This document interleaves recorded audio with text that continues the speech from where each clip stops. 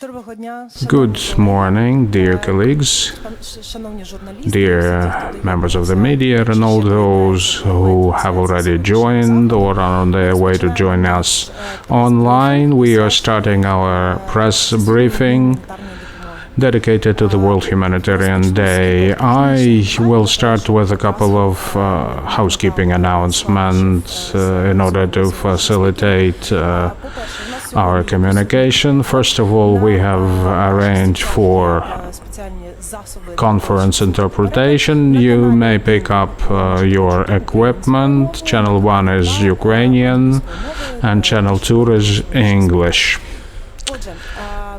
Well, with this, I think we can kick it off. To reiterate, we have come today to mark World Humanitarian Day. As a matter of fact, often you think that UN dates are associated with some festivities, but this is not the case today. This is the day when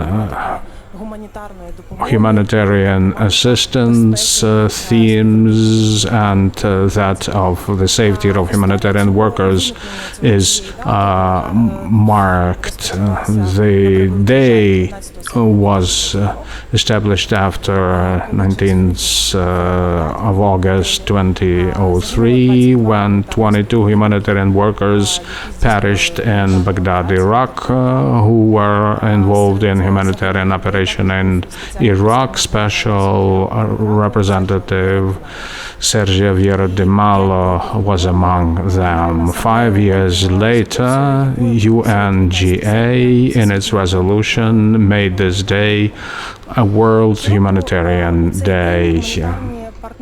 Humanitarian partners from all over the world raise their voices for rescue, respect for life and dignity of people affected by different negative developments such as wars, natural calamities, and so on. And we should also mention that this date is also dedicated to discussions of the security of humanitarian workers. Humanitarian aspects of crisis are unfortunately known to Ukraine. For 8 years now, developments leading to humanitarian crisis are going on, associated with the occupation, war, conflict, and the internal displacement crisis. So for Ukraine, this is also an important date. In this context, we decided that today, during our press briefing, we should also discuss the operation of humanitarian organizations in Ukraine, to discuss what they do on both sides of the contact line, and we'll also be talking about priorities of humanitarian funding by the end of this year. It will point to some facts of humanitarian operation during all years of the crisis. After the speakers have made their statements, you'll be invited to ask your questions. But before this happens, I would like to invite and yield to Osnat Loprani, who is UN coordinator in Ukraine, as well as UN humanitarian coordinator. The floor is yours, ma'am. Thank you so much, and thank you all for joining us today. Like every year, on World Humanitarian Day, we as a humanitarian community gather to commemorate those who have lost their lives while delivering life-critical assistance to people affected by crises in the most dangerous corners of the planet. Just over the last year alone, at least 108 aid workers were killed, 242 were injured, and more than 125 were kidnapped. No matter how difficult, how impossibly challenging the crisis may be, whether it is in another devastating earthquake in Haiti, an unprecedented crisis of internal displacement that is unfolding as we speak in Afghanistan, in the most dangerous settings, humanitarian workers are there on the ground with the affected people, carrying out life-saving jobs for their survival, well-being, and dignity. Whether they serve in a context of armed conflict, a natural disaster, or any other emergency, on this day we advocate for the safety and security of humanitarian workers. The past year and a half of the COVID pandemic has put additional stress on the resilience of Ukrainians living in Donetsk and Luhansk oblasts, pushing millions to the brink due to the loss of jobs, additional restrictions on access to essential services, difficulty finding clean water and other necessities. Movement restrictions to slow the spread of the virus have also meant that people are forced to fall into greater dependency on assistance provided by humanitarian organizations.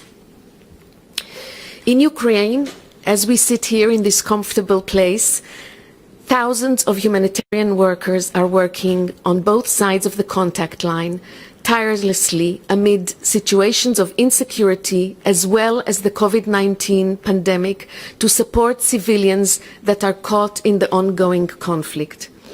They deliver food, water, medicines. They support continuity of children's education. They provide legal assistance and other types of aid and services to people living in the most remote areas and in very difficult conditions, and they often risk their own lives to help others survive. I want to bring to your attention that the work that we do in Eastern Ukraine can only happen if we have two elements: humanitarian access to the most vulnerable people, and secondly, sufficient funding.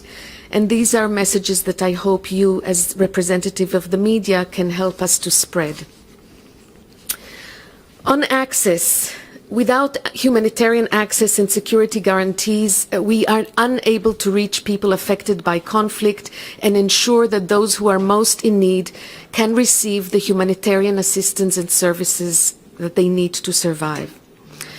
While the July 2020 ceasefire has brought some relief to the civilian population and has somewhat improved the security concerns, more recently the growing number of security incidents and also growing number of civilian casualties is very concerning and alarming.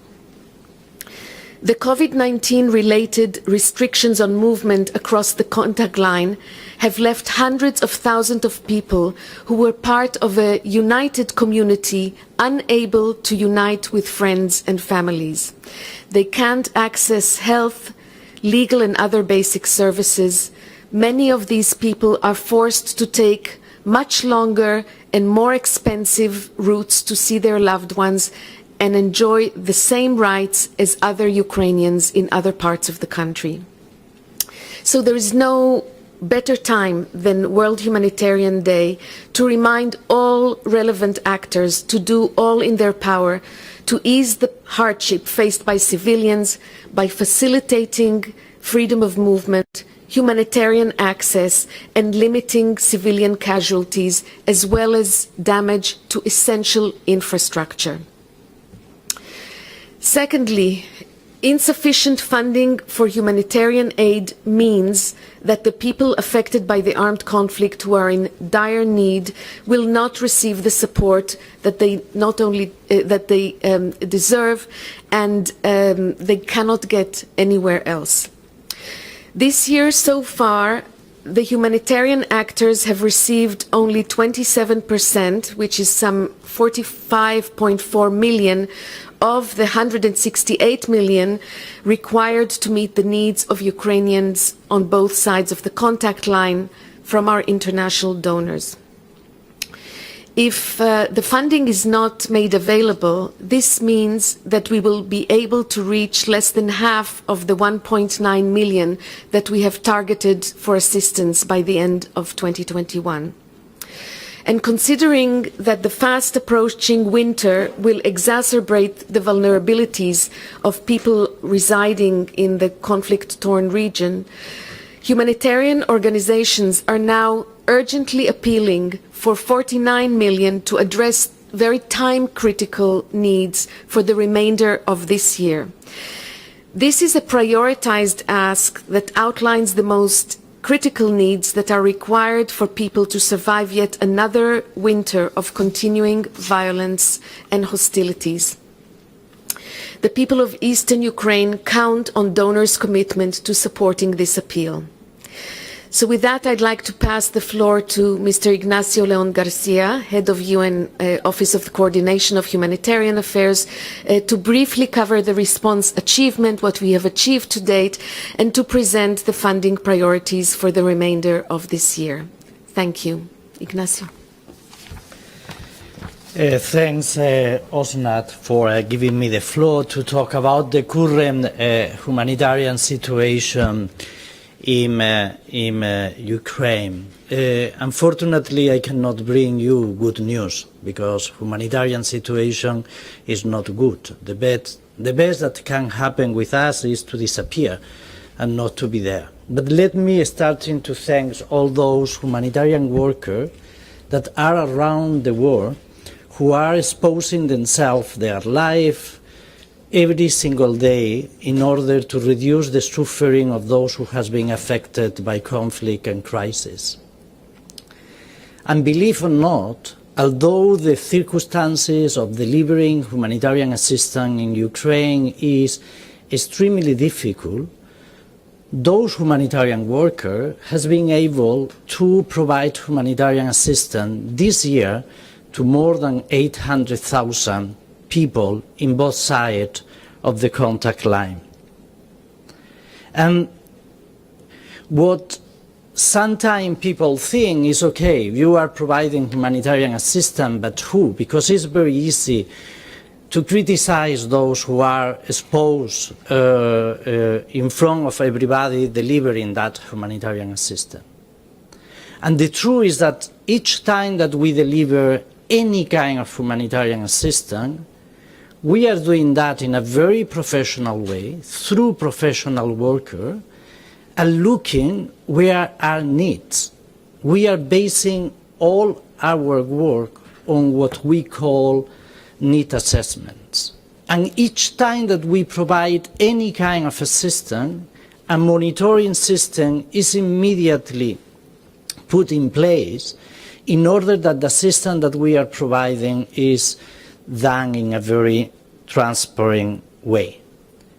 Only in 2021, more than 1,100 metric tons has crossed the contact line to provide assistance to those who are in the other side of the contact line.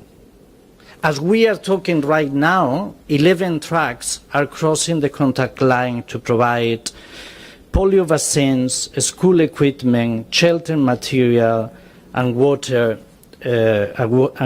items, blanket and other winter material. And why we are talking about water in both sides of the contact line as one of the main priorities, because unfortunately or fortunately heating in this country is done through water, and if water is not working properly, people will die. In the middle of all of that, we are receiving that support from the international community, who has been extremely generous during all these years. Since 2014, more than $500 million has been provided to Ukraine in order to reduce the suffering of those who has been affected by the conflict. But if we are not receiving more money, all of us, the international community, but also those who are the implementing partners, we will be responsible for a huge humanitarian catastrophe.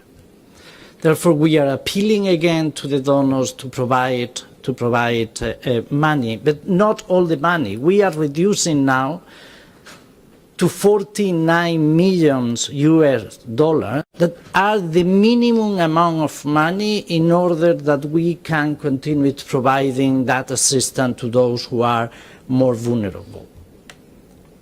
45% of our target population are elderlies. Therefore, you can imagine that you arrive to that age and you are not able to have a plate of food in front of you every day. And this is why we are appealing, not for us, not for our organization, but we are appealing on behalf of those who are in need. And what we can do in case that we receive the money, because that is also a way of being transparent with not only with the donors, but also with the whole society in general. We will be able to provide school and teaching material to more than 8,500 children. We will be able to provide food to more than 30,000 people. We will be able to provide to more than 500,000 people provision of essential services. We will be able to provide living conditions to repair some houses to more than 107,000 people in both sides of the contact line. We will be able to provide more to 36,000 elderlies with water and sanitation. And we will be able to provide support to thousands of people supporting hospitals throughout the contact line. Again, that call for action is simply a call to save life. This is not a call to maintain mandates. This is not a call for us. This is a call for those who are suffering in both sides of the contact line. And time is important, because if we are not able to provide some minimum assistance before winter, it will be mainly impossible to provide that assistance during winter. Again, I would like to thank as well the support that we have received from the media up until now, because you are essential as well to mobilize not only the international partners, but also the Ukrainian society that is key in order to support those who are suffering in both sides of the contact line. Again, thank you very much to OSNAT for her leadership in a very, very difficult job. And thanks to our partners, without them it will be impossible to provide that assistance to those who are affected by this cruel conflict. Over to you. Thanks, Darina, for being moderator. Thank you, Osnat. Thank you, Ignacio, for your interesting and informative presentations, statements.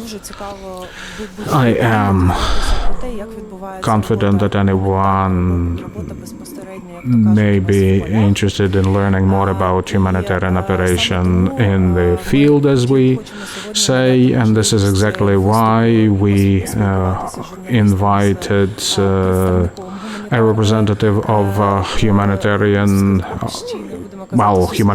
community, let's put it this way, operational in Ukraine. Andriy Krivchenko is a manager of New Way, an NGO which is in supply of water, sanitary equipment and hygiene. I think that you can share your experience of working in the east of Ukraine, about the challenges that you may be facing and how you go about providing humanitarian relief to people affected by the conflict. Thank you.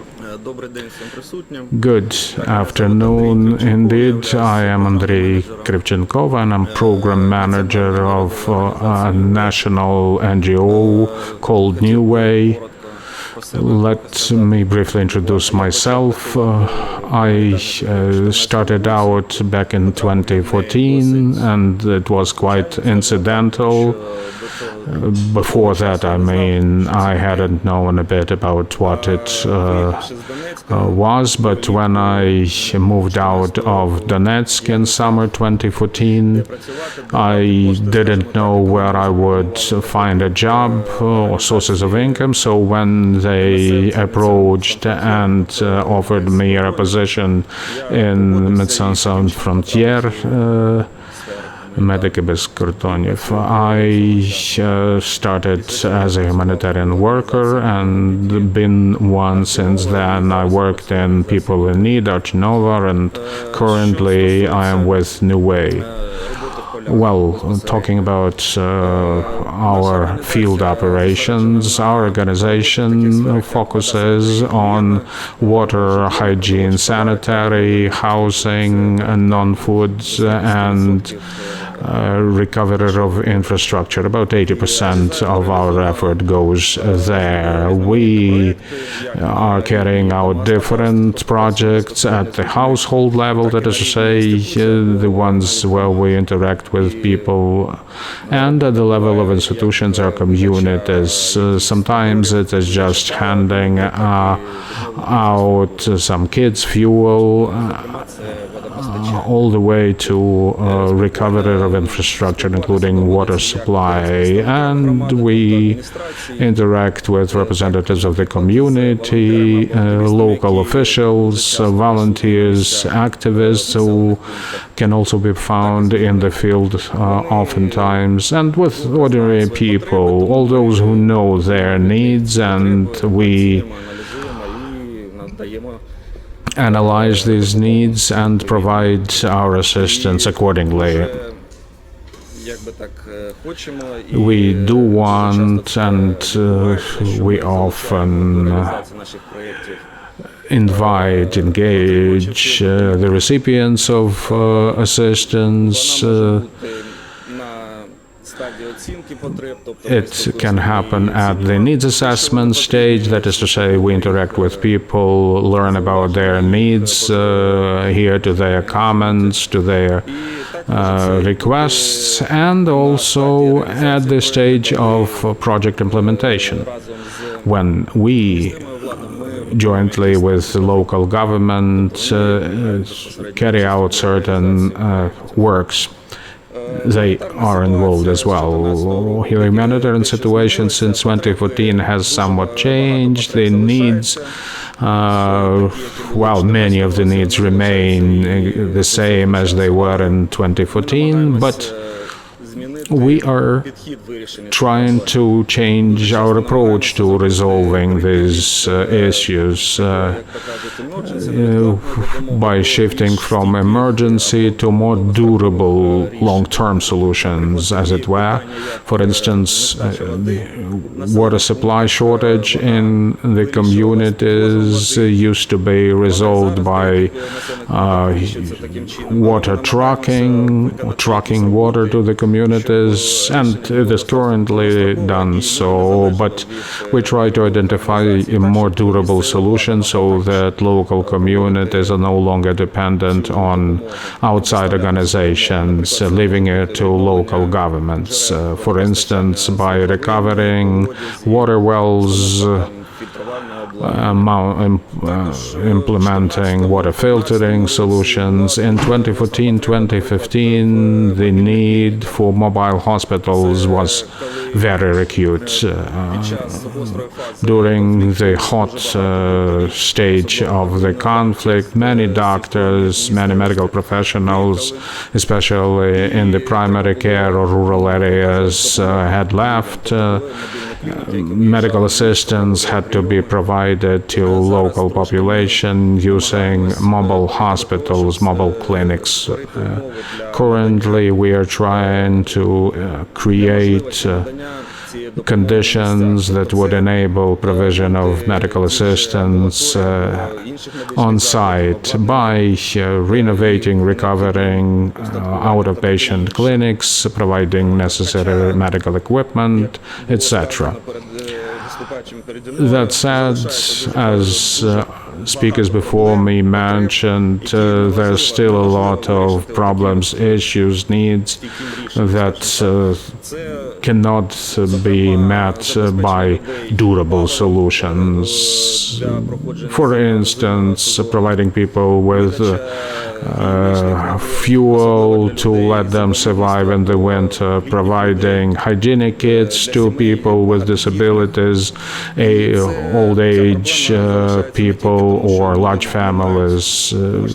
These problems persist not only because people lack funds to procure them themselves, but because of very poor access to the communities, rural communities in particular, or to the communities alongside the contact line. You don't have shops around there or farmers markets. Add to this problems with transportation. Sometimes people can't just go to larger communities where they would be able to buy fuel or hygienic kits. Plus, the cost is higher. The price has gone up 2-3 times over the 5 years. Speaking of further challenges, I would once again like to mention limited access to certain communities, in particular in the fall or winter. Many settlements alongside the contact line have no hard surface roads, so when it rains or when it snows, access to these settlements is lost. Plus the security situation, it's improved, it's quieter, so to speak, now, but well, last week, if my memory serves me right, a civilian died in Krasnohorivka, so the situation is still quite tense. Not as tense as it used to be in 2014 or 15, when some of our mobile hospitals were hit by shelling. But at any rate, you have to pay sufficient attention to security issues, security and safety. Another challenge has become visible since a year ago, related to the active stage of the decentralization reform. The composition of communities started to change, local officials also changed, and this took a toll on the implementation of our projects. Of 28 of the communities, elections couldn't be held. The military civil administrations were appointed. It took some time, too long sometimes. It is only now that certain communities get their bearings, if you wish. And person-to-person interaction, something you can't avoid. People, for instance, see that someone is getting assistance and start asking questions, why them, not us? Get this assistance, and you have to do a lot of explanations why people have been selected to be given this assistance. Why you are not on the list, and how can you get your names on those lists within our programs or projects? Well, that's probably all concerning the field activities. If I could, I'd like to say a few words about our organization, if I have a minute. Well, I believe that we've already started to lag behind. However, looking at how many members of the media we have in our audience, I think they'll be asking questions when you can tell more about your organization. Thank you, Andrei, once again. With this, I think we could go to the second item, so to speak, of our today's agenda, that is to say, questions from the floor, from the members of the media attending this event, and I would like to ask my own question to start it. All speakers today mentioned access to the affected population, access to the territories in the non-government controlled areas. So my question is as follows. How do you think the humanitarian situation, as well as access to the affected population, changed because of the closure of the crossing points and because of the COVID-19 related quarantine restrictions? And this is a question for any one of you, Osnat, Ignacio, or Andrei. You can supplement if you think you can. I think back to 15 months ago, at a time when we were providing assistance at the entry-exit checkpoints to up to 1.3 million crossings of people every month. Today, these numbers have gone down by 97%. You know, it used to be that the media, like people like you, would take pictures of, you know, people standing in line, hundreds of people trying to cross, and there was so much effort being put to try and improve their conditions, the sanitary conditions, to help them when they come.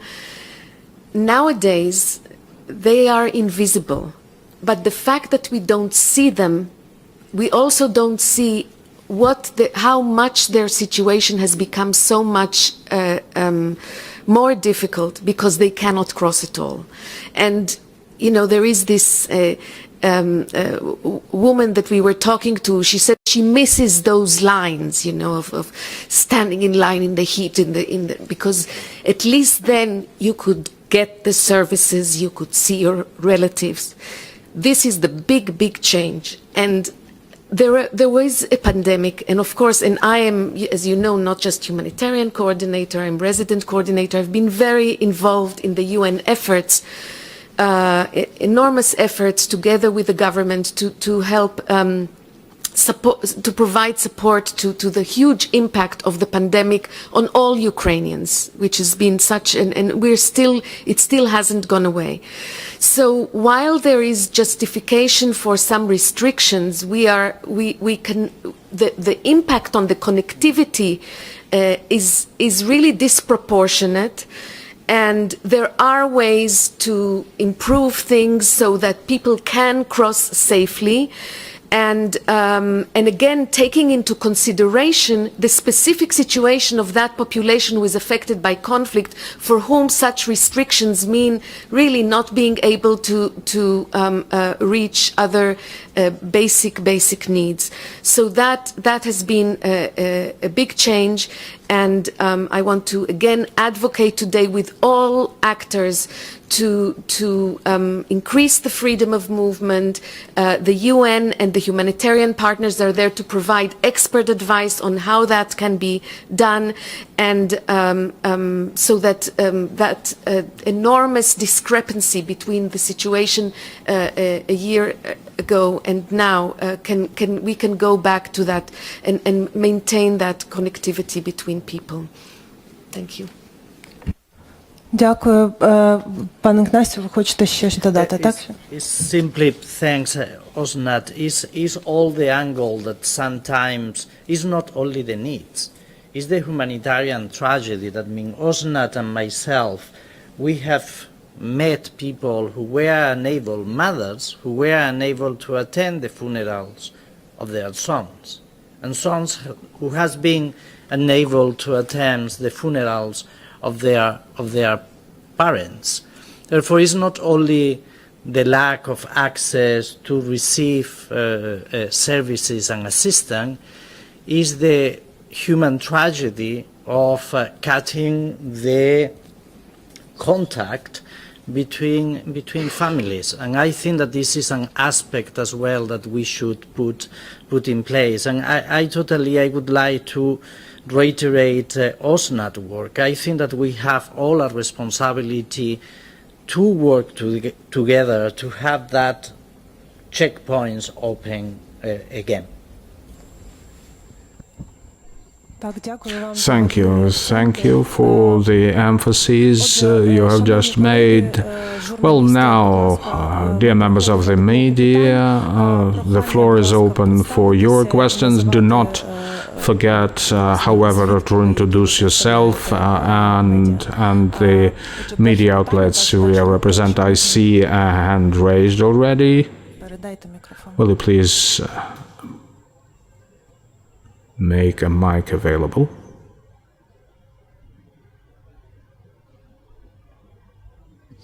Доброго дня, Валентин Банних, Вісті.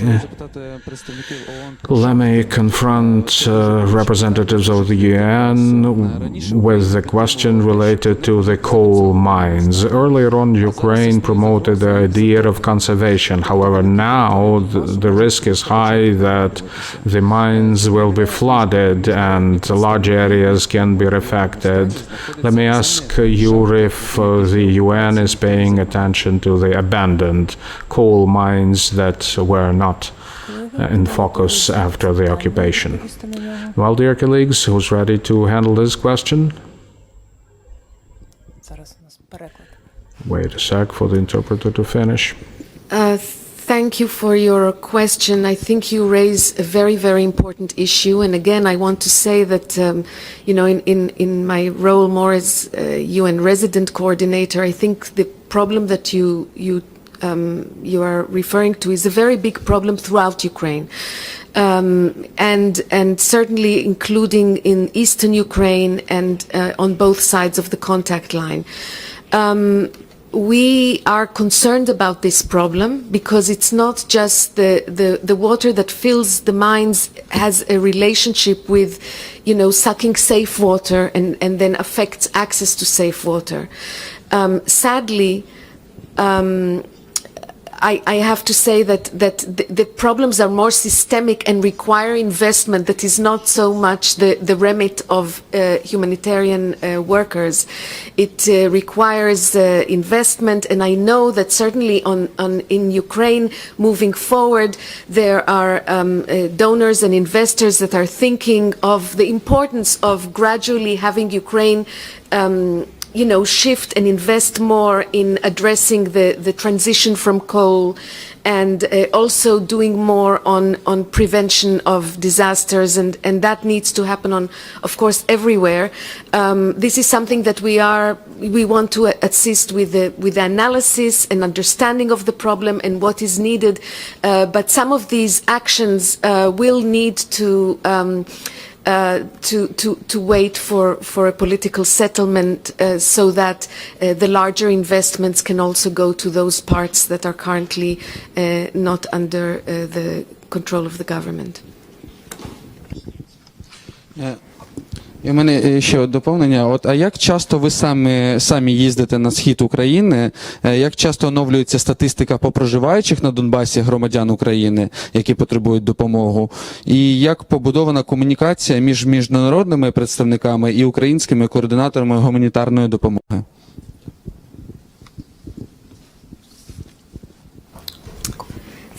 Thank you.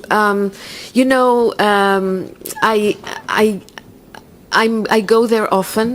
I would say, on a every 2 to 3 months. I try to visit communities on both sides of the contact line and interact with the humanitarian workers on the ground and see the situation for myself. It's difficult because Kiev is far, and it's always the trip we all go on the train and come back on midnight. But this is always very important and very rewarding to see how we are working and what we are doing. in terms of, there is a very, we work under a global system on humanitarian coordination that involves both UN agencies, international NGOs, and national NGOs like our colleague here from New Way. And there are different clusters that coordinate specific areas, and it's quite a complex system of coordination to ensure that we don't duplicate efforts, that there is a collective understanding of what the needs are in preparing, and as Ignacio said, analysis that is regularly updated based on what we find on the ground. But perhaps Ignacio can maybe fill in some more on how that system works. And I would say that this is where the Office of Coordination of Humanitarian Affairs, I think the mandate of OCHA is really to support me as humanitarian coordinator and the entire humanitarian community to really do that coordination, which is not easy, to do it effectively, efficiently, transparently, so that we really get the goods and we deliver the resources in the best possible way, in most efficient and effective way. Thank you. Perhaps only to add and to save time, the whole system is based on two pillars. One is what we call the humanitarian need overview, that is done in a yearly, every single year, and is reviewed every single month, where it is updated. And the second, based on that need, we have what we call the humanitarian response plan, that is the one that identify the different actions that different actors should take in order to respond to those, to cover those needs. That is the two main pillars.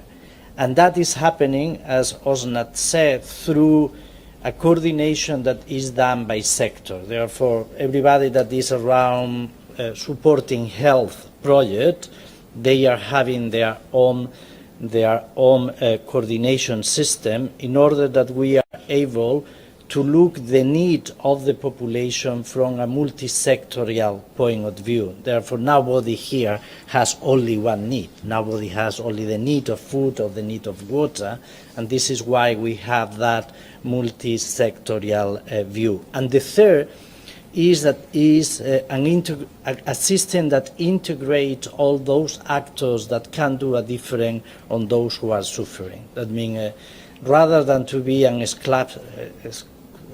club, this is the opposite. It's a place where we would like to have as much members as possible, because that means that we will have more hands to support those in need.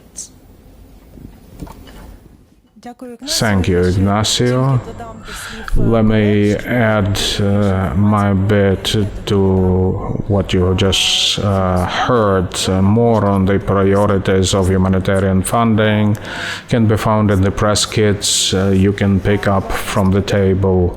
Next question, please.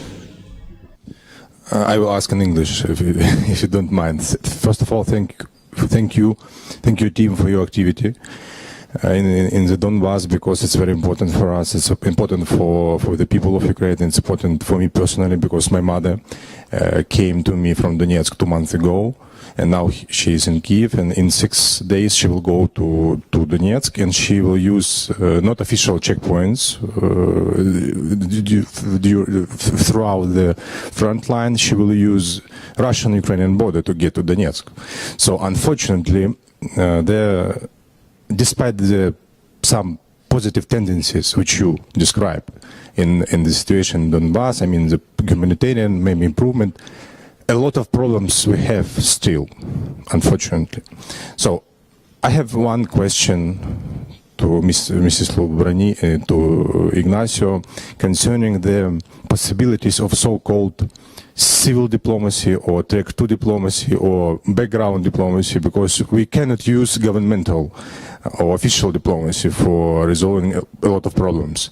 But we have doctors here who know doctors in Donbass. We know ecological experts here in Kyiv who know ecological experts in Donetsk. We know miners who live in Donetsk and know their friends miners in Kyiv. So is it possible to use finally, despite the political situation, track 2 diplomacy, background diplomacy, civil society diplomacy to resolve a lot of problems? Because I think that in the nearest year, or maybe in the nearest future, the civil diplomacy would be much more effective in resolving humanitarian problems in Donbass than the official diplomacy. Thank you.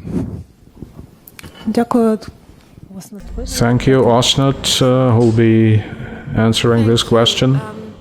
You know, when I speak about my worry about loss of connectivity, it's really about, you know, those kinds of relationships. And some of them are happening formally. There are, of course, efforts by different international partners to support the kind of engagement that you are talking about. I would say that the fact that the entry-exit checkpoints are more closed makes even those kinds of initiatives a bit more difficult.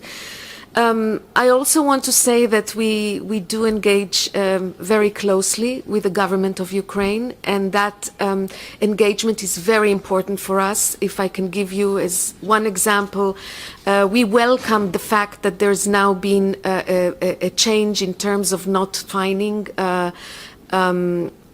people that cross, like your mother.